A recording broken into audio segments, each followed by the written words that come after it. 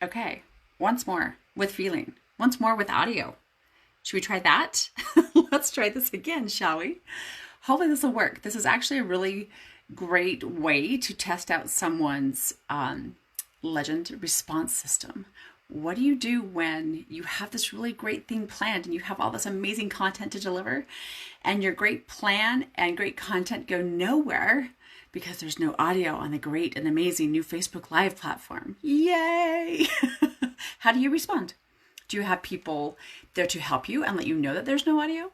Do you have people there to help you fix the audio? Or do you have a plan B, which is to grab your cell phone and say, hey, let's just do it this way instead? So hopefully this is working. I'm really, truly hoping that there's some audio here. If not, I guess we're going to try it again later. Hey, Veronica, can you hear me? Can you hear me now? How many more 90s cliches can we place into there? Thank you so much, Catherine. Thank you, Veronica. See, this is part of, you get to have team that gets to be there and saying, by the way, can't hear you. We can tell you're saying something really, really cool, but we can't hear you. So other than waiting for the audio, what are you waiting for? What exactly is it that you had planned, that you had in mind, that you had goals? What is it you were trying to create? What are you trying to do? What are you waiting for before you do all those things? It's 2020. It's mid to end of May in 2020. And pandemic aside, what are you waiting for? Why haven't you created, or are you? Maybe you are. Maybe you are exactly where you need to be in your goals. Maybe you're ahead of your goals, in which case, congratulations. All too often, I think, we wait until it's perfect, or we wait until the situation is perfect, or we wait until we're ready. We wait until it's not going to be offensive. We wait until it's not going to scare the heck out of somebody who's been watching us fail. About a year and a half ago, my husband and I decided we were going to run a half marathon. I had some different surgeries and injuries and excuses. So I decided to do a 5K, but he went ahead and did the half marathon. And we flew to Seattle. We had trained a little bit. I mean, very informally. We didn't pay a trainer or anything like that. We just ran and got in shape, and we're excited to go do this. And I bought a really great pair of shoes to go do it, because, I mean, if you're going to do any kind of serious running, you should probably have some serious running shoes, especially if you haven't done it before, especially if you were my age and you're like, I don't want to injure anything. Can I please have the right pieces in place so that my shoes are not why I can't do this, right? Well, so I wore them to the 5K. It was so fun. Most of it was in the rain. I mean, it's Seattle.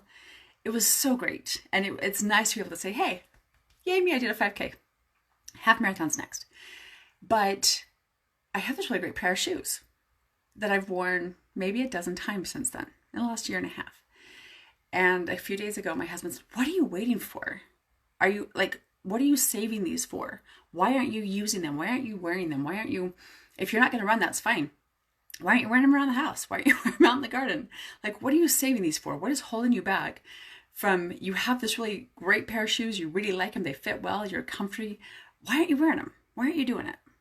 And so, of course, I can't help but apply that to business, to branding. What is holding you back? Why aren't you just going for it? Why aren't you just doing all the things you said were important? There's something about our insistence on waiting for a rainy day, our insistence on waiting for everything to be perfect, for the right person to be there before we share our good stuff. I know that there are a lot of people who are like, you don't give away your best stuff for free. Why not? Why wouldn't you share your absolute best on Facebook Live? Why wouldn't you share your absolute best on whatever 5-minute, 10-minute, 20-minute snippet? The people who really, really want you are going to pay for your one-on-one. They're not going to get a 10-minute snippet of the best stuff and go, oh, got it. I'm taken care of. I don't need to pay you anymore. They're going to go, oh my gosh, imagine if this is what she's giving away for free. Imagine what her good stuff really is. Imagine what the really fabulous one-on-one stuff could be.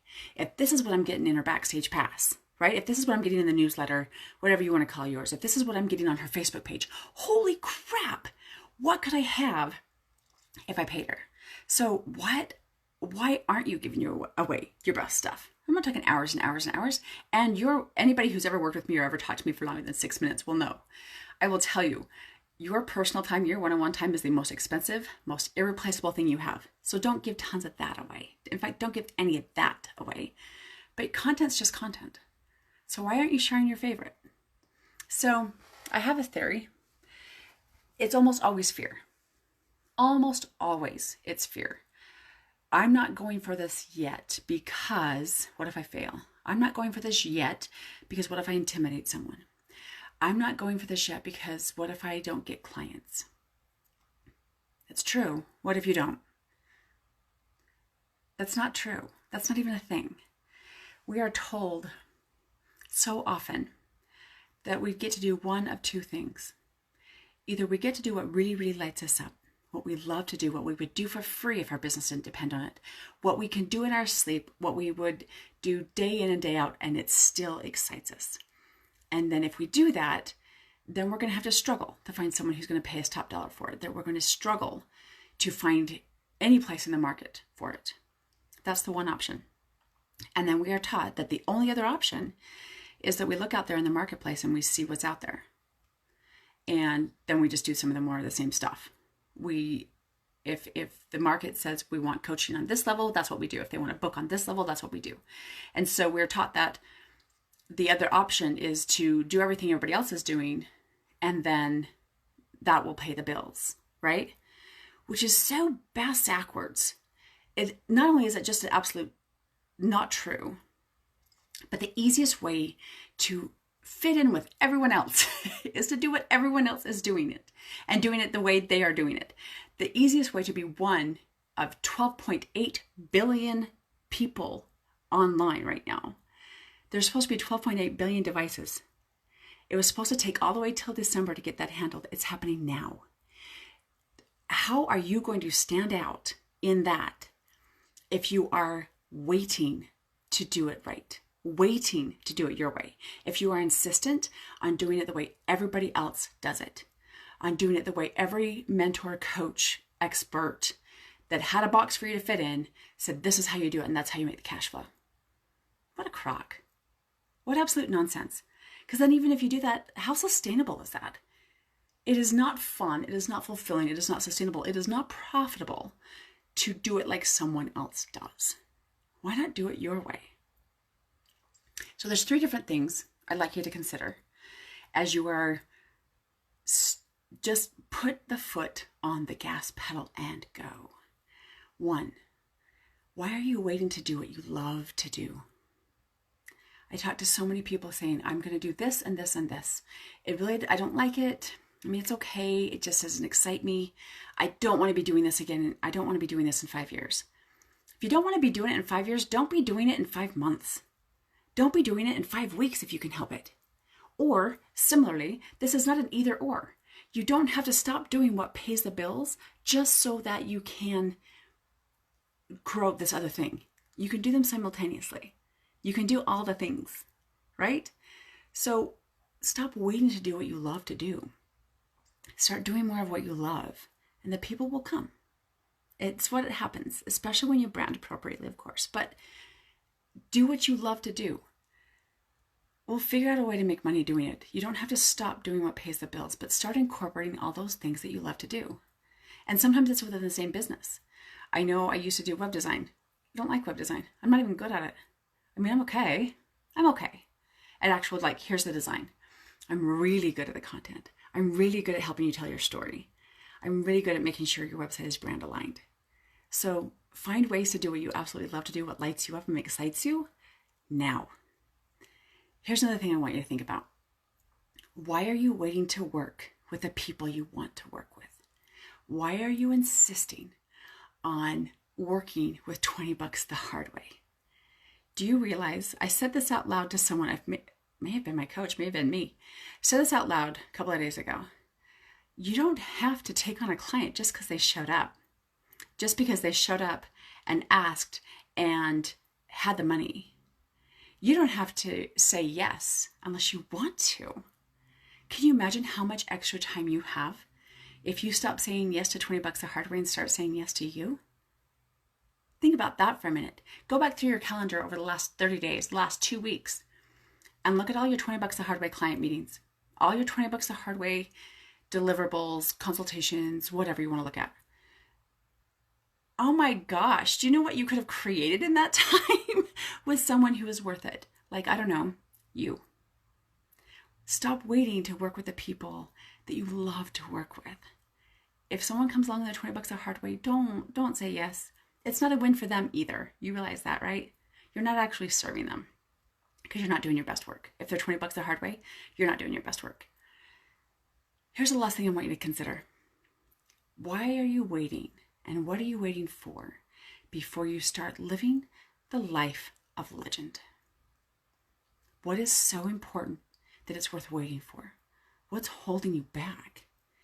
You know you could do it. You know it's in you. You can see it. I can see it. What are you waiting for? If you're not going to do these things, if you're not going to do what you love to do and do it with the people you love to do it with, and if you're not going to start living the life of legend now, when? If now is not the perfect time, when is? A week? 6 months? After the pandemic? After the second round of the pandemic? In a year? 5 years? Like, when is it such a perfect environment and perfect culture and perfect situation that you would go, now, and you would do something amazing? Why not start now? Why not start doing the things that light you up now? Working with people that light you up now. Why not start living the life of legend now? Now's the perfect time. It's the perfect time. So don't save all your good stuff for a rainy day, and don't be holding out for perfection or for whenever it is you're going to get, as soon as I lose 30 pounds, I'll have this. As soon as I make $1 million, I'll do this. Do all the cool, amazing, awesome, fabulous things now. You have no idea what tomorrow looks like. Don't let fear steal your joy. Do not let fear steal your day. Go do it. Go do those things that speak to you. Go do those things that light you up. Do it now.